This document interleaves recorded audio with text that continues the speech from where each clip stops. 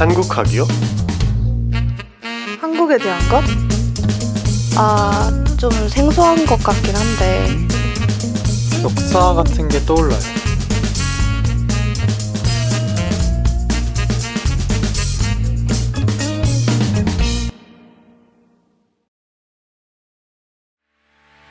외국인들에게 한국을 소개해야 한다면 가장 먼저 무엇이 떠오르시나요? 아마 많은 분이 한류를 생각하고 있을 텐데요. 90년대의 겨울연가, 대장금 등 드라마를 중심으로 시작된 한류 열풍은 시간이 지나며 그 범위가 확산하여 이제는 우리의 전반적인 대중문화를 가리키게 되었죠. 그 중에서도 한국의 대중음악, 바로 K-팝은 많은 외국인이 한국에 관심을 가지게 하는 중요한 한국의 대표 문화로 자리매김했습니다. 그렇다면 이번엔 질문을 바꿔볼까요? 만약 외국인들에게 한국의 경제나 외교에 대해 소개해야 한다면 어떤 모습이 떠오르시나요? 하지만 일본은 일고의 가치도 없다는 듯 즉각 거부 의사를 밝혔고 일본 정부가 수출 심사 우대국 명단인 화이트리스트에서 한국을 제외하는 조치를 사드 배치에 따른 중국의 경제 보복 여파에 이어 북한이 오늘 새벽 발사체를 또다시 발사했습니다. 이처럼 외교적으로 한국은 한류의 화려함과는 대비될 정도로 꽤 흔들리는 모습을 보이는 듯합니다. 이제는 한류만큼이나 다른 분야의 국제적 위상 또한 높여야 할 시기가 아닐까 싶은데요. 이에 대한 해결의 실마리로 한국학이란 학문이 떠오르고 있습니다. 우리가 일본과 역사 분쟁 혹은 이제 정치 경제적 분쟁 과정을 겪고 있잖아요. 아마 1965년 한일협정이 맺어졌을 시점을 생각하면서 한국에 대한 이해는 거의 전적으로 일본의 문헌, 외교관들의 문헌에 의지해 있었기 때문에 그 시점에서는 한국이 힘들긴 약했죠.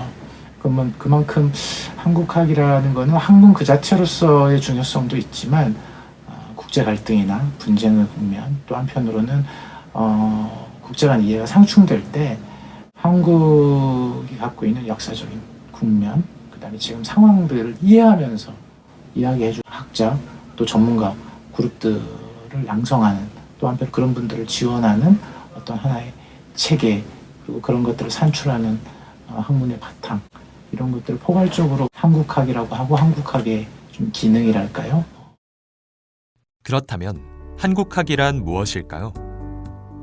간단하게 말하자면 한국학은 한국 그 자체에 대한 학문입니다.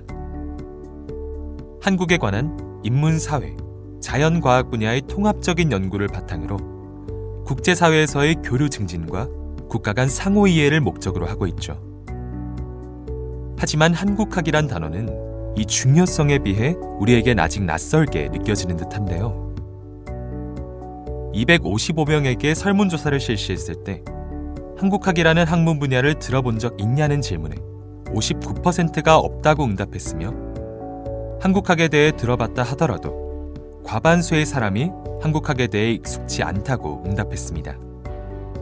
한국학에 대한 이미지로는 한국사, 오래된, 방대한이 줄을 이뤘습니다. 또한 우리나라의 여러 대학 내에 한국학과 관련된 전공이 있다는 사실도 대부분 모르는 듯 했는데요. 한국학 전공을 선택한 학생들은 과연 무엇을 배우고 어떤 생각을 하고 있을까요?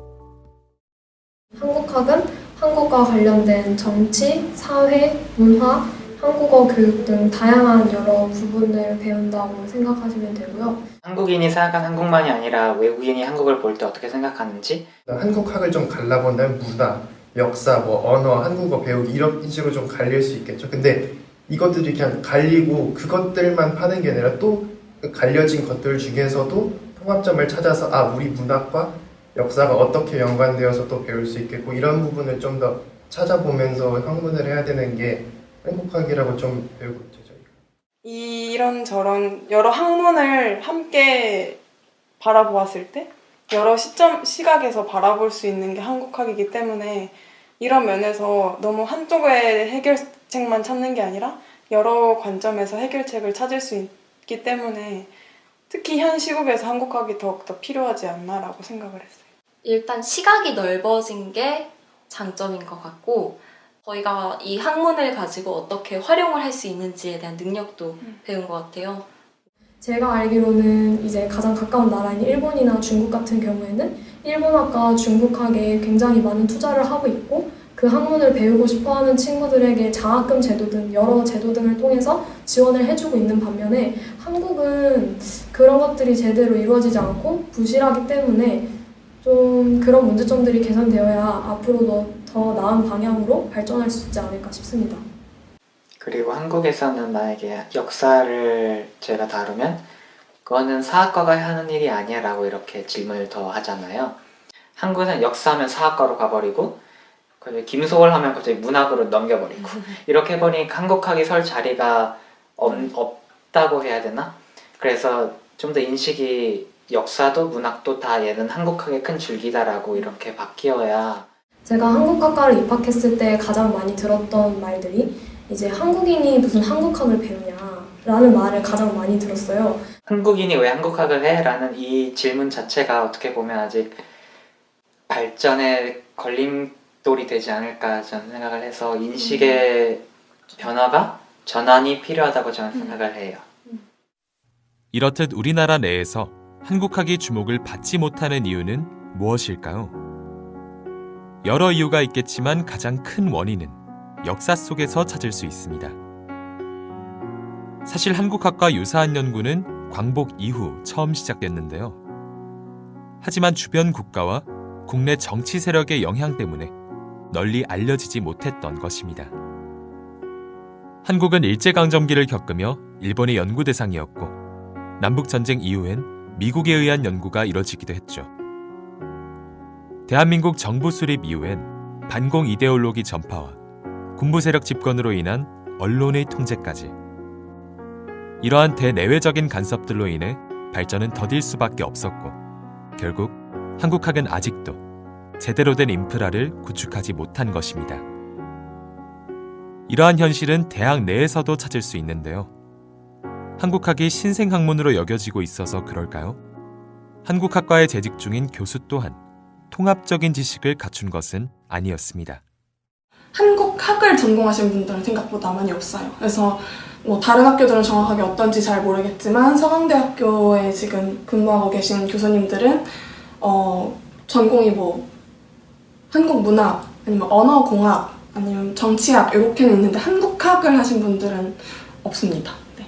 일단 교수님들이 이제 한국학을 전공하신 교수님들보다는 사학을 전공하셨다거나 또 문학을 전공하셨다거나 이렇게 분포되어 있기 때문에 좀 한국학을 좀 심도 있게 탐구하고 싶어하는 학우들에게는 좀 그런 어려움이 있지 않나 싶습니다.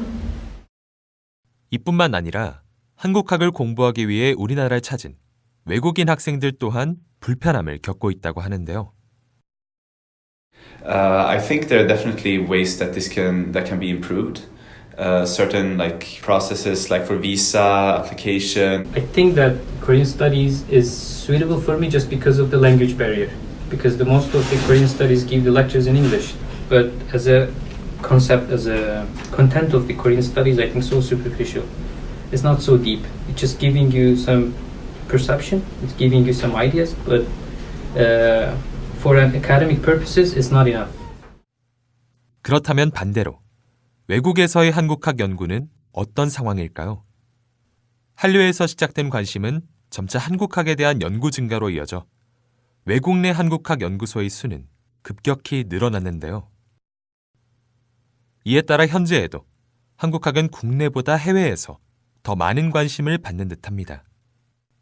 영국에서 교환학생을 지난 학기에 했었는데 제가 거기서 한국학을 공부를 했어요. 거기서도. 근데 굉장히 놀랐던 부분이 한국에도 없는 한국에 대한 논문 그리고 다른 서적들이 굉장히 많다. 그리고 교수님들 같은 경우에도 저희도 물론 다양한 분야의 교수님들이 계시지만 학생들이 그냥 인트로 수업뿐만이 아니라 더 깊이 내용을 확장시킬 수 있는 그런 수업들이 열릴 수 있는 환경이 마련이 돼 있는 게 되게 부러웠거든요.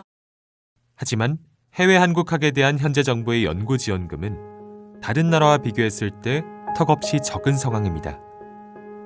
한국국제교류재단인 KF에 따르면 2018년 한국학 진흥 부문 예산은 119억 원인 것으로 나타났는데요.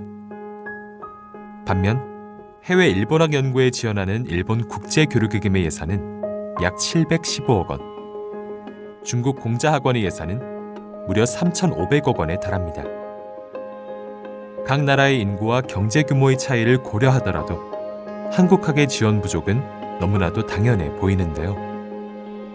한국학이 제대로 뿌리를 내리지 못한 이러한 상황 속에서 자국학 연구의 지원 차이는 다양한 국제적 갈등으로 이어질 수 있습니다.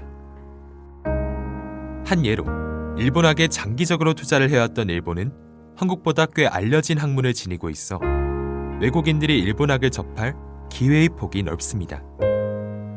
이러한 상황에서 일본이 지속해서 독도를 자신의 땅이라 주장하고 무분별한 우길승천기 사용에도 외국인들은 이런 거짓된 사실들을 자연스럽게 받아들이는 것으로 보입니다. 이에 따라 해외의 몇몇 방송과 교과서에선 독도를 다케시마로 표시하고 동해를 시 오브 재팬으로 적는 등 왜곡된 정보들이 난무한 상황입니다. 이제 일본학이나 중국학 같은 경우가 해외에서 이미 선점이 되고 있기 때문에 역사 왜곡의 우려가 좀 있다고 생각을 합니다. 그래서 이런 부분을 우리가 당하지 않으려면 한국학 연구가 빨리 해외에도 정착이 돼서 이런 역사들을 바로 알리고 그래야지만 역사 왜곡을 막을 수 있고. 이러한 외교적 문제들과 비교해 한국의 대중문화는 엄청난 한류 열풍을 일으키며 이제는 세계 각국의 다양한 사람들이 공유하는 하나의 문화로서 성장하는 것은 저명한 사실이죠. 한류로 인해 해외에서 한국에 관심을 가지기 시작한 사람들이 늘어 해외 한국학 연구가 시작됐다고 해도 과언이 아닌데요. 덕분에 한국을 연구하고 싶어하는 학자들이 많아졌지만 해외 한국학에 대한 정부의 지원은 부족하고 자국에서의 한국학 역시 제대로 된 지원과 관심이 충분하지 못한 상황입니다. 한류로 인해 한국에 대한 관심이 커진 이 시점에서 어쩌면 한국인이 오히려 한국에 대해 무지한 현실, 우리가 먼저 한국을 이해하고 바로 알아야 하는 상황 속에서 한국학은 우리가 세계 속에서 바로 설 수 있는 가장 중요한 열쇠가 되지 않을까요?